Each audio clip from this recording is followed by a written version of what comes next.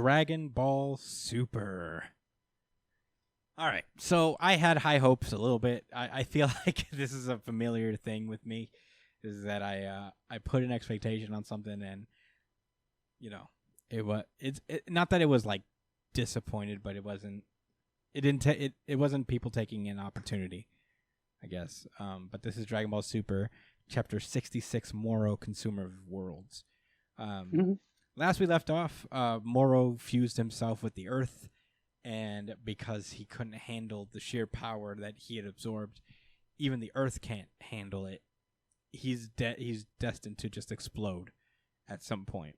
So to stop that, to like kind of mitigate that, he's taken the energy of everybody who's currently living on Earth. And what ensues is like kind of funny little angles where he's just the ground sending a bunch of punches towards Goku. And Goku's like still not struggling, but he doesn't know what to do at this point because he can't exactly destroy Moro because that would mean destroying the Earth.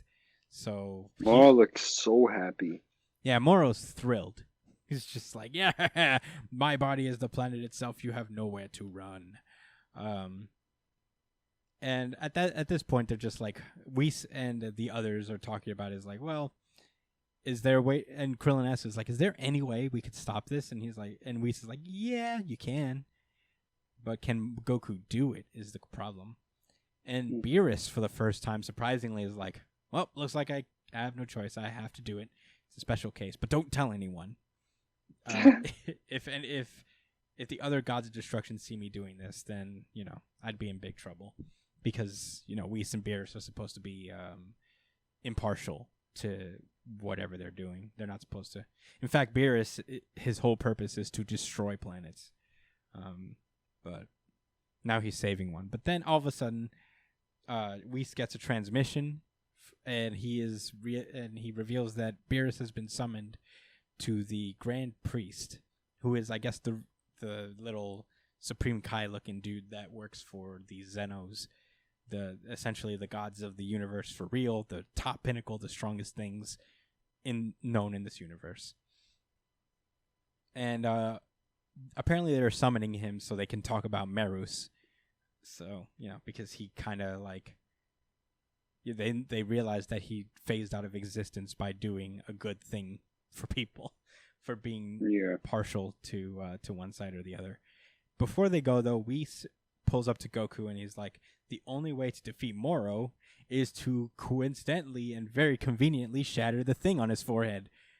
And I'm like, we could have figured that out at some point. Yeah, he'll shoot it with an arrow. Yeah. That's his weak point. Yeah. So, yeah, he's like, hey, have faith in your own strength. You could do it. We got to bounce. Good luck. And he and Beerus fly away. Moro starts to stand up in his weird rock form.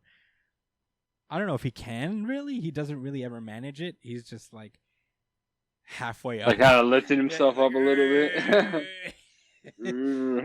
It's kind of funny, I guess. But that's when Vegeta pulls up and uses his thing that he learned from those people. I don't know. I don't remember. I don't remember their names. When he trained and pulled up and made us think he was going to be the hero. Yeah. I mean, it stalls out Moro for a minute. But Moro shrinks the little thing on his forehead because he knows that if they destroy that, he's doomed. So there's some really derpy pictures here, and I'm for it. I mean, I like this one right here in the corner. Yeah, he's like, there's another one coming. That's pretty. His eyes.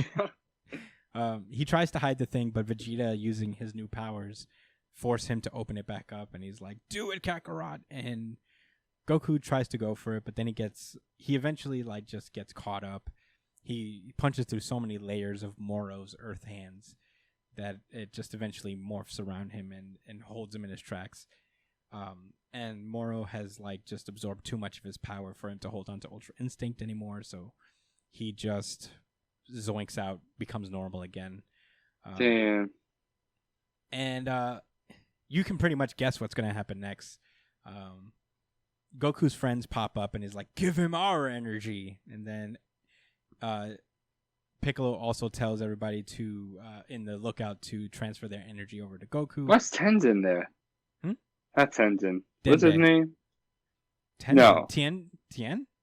Why Who's is Tien there? Tien's always there. Why's Wait, who's Tien? Who are you referring to as Tien? and the dude with Wolfgang third guy? Why the fuck are they there? What kind of energy are they gonna give to Goku? Just any They energy. don't want that dirt shit. That's like putting regular gas in the tank. They don't need none of that shit. Yeah. The fuck? Yeah. Put some diesel. Yeah. Everybody starts giving Goku his energy. It's still not exactly enough. He still needs more. He can't get back into Ultra Instinct this way. Jocko. Oh wow! Jocko. I see fucks what's off. going on. Yeah.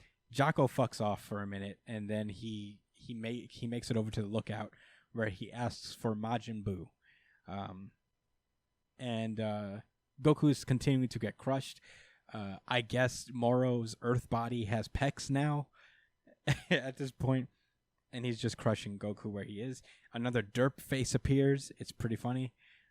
His eyes are all bugged out. He's lost his mind. He's basically not even Moro anymore. And when all hope is lost, they look up and there's this great collection ball of energy just hovering above them. And it's like, who the fuck did that? And we learn immediately, which is pretty nice that they didn't hold on to this.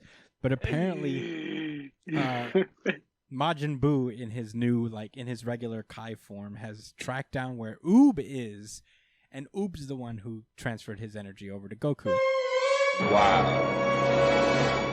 Which is an incredible amount.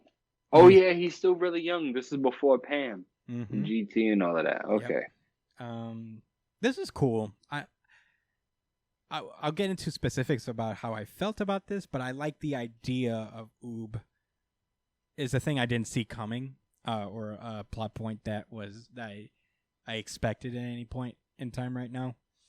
So it was cool to include him. It's a good twist, I imagine. But using Oob's power, they infuse Goku with all the energy he needs, which allows him to make this cool Ultra Instinct construct. And he basically wrestles Earth Moro to the ground as his regular self goes right up to that forehead crystal and shatters it with his bare fist, killing Moro once and for all. So, It's over. Goku gives his thumbs up.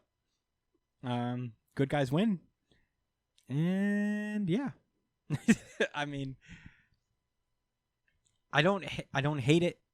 And I guess what I meant earlier about, expectations being built up is that last time we were talking about Dragon Ball Super, I was figuring that this was going to be some kind of weird cosmic lesson for Goku or at least he's going to start questioning his decisions to give people a second chance, which I'm not necessarily rooting for, but I'm also thinking it's an interesting way to challenge Goku's character and give him something to think about. And to be honest, this arc technically isn't over. There needs to be a little bit of a closure, a third act, falling action type of deal. Yeah. So maybe then is when he'll be like, wow, I really fucked up by just letting this guy walk. And maybe I need to pick my battles a little better, because that almost got really bad. Yeah, what if we didn't find Oob real quick? Yeah. On the subject of Oob, yeah, I liked it. They built up to Oob in Super, which was nice. Because Dragon Ball Z ends with Oob being found by Goku. In Super, we find out that Whis told him about Oob, and that's how he knew about him and why he went to the tournament to meet him. So it was good that Oob was mentioned in Super, so we can this isn't just a twist that came out of nowhere. It makes sense. The idea of Goku winning by everybody giving his energy, it's pretty repetitive in terms of what Dragon Ball does. At least it wasn't a spirit bomb again. I mean, this is one of the reasons I really wish Brian was here, because he would I would really want to hear. Was to make him walk the trail of shame for, Not really. for being so excited for this series? I want to know how he feels about it, really, because it's he was a very strong advocate for this series. If you've been listening to the podcast, every time we've covered Super, we've always been like, Brian, you're hoping too much. And Yeah, I guess like it's Super's biggest crime is just not reinventing itself in any unique or interesting way, at least for this arc. Because there are moments. It's not all of Super, but there are some cool things in Super. But yeah, it's this, which is basically a clone of like the Cell Saga, and it ends the same way the Kid Buu saga ends. You know, it's just everybody giving Goku their energy. He does this big energy thing, and bad guys defeated. But I guess we'll see. I mean, you know, maybe next week Moro's still alive, and then Vegito gets to do his thing. Got to hold out hope for Brian. For Brian.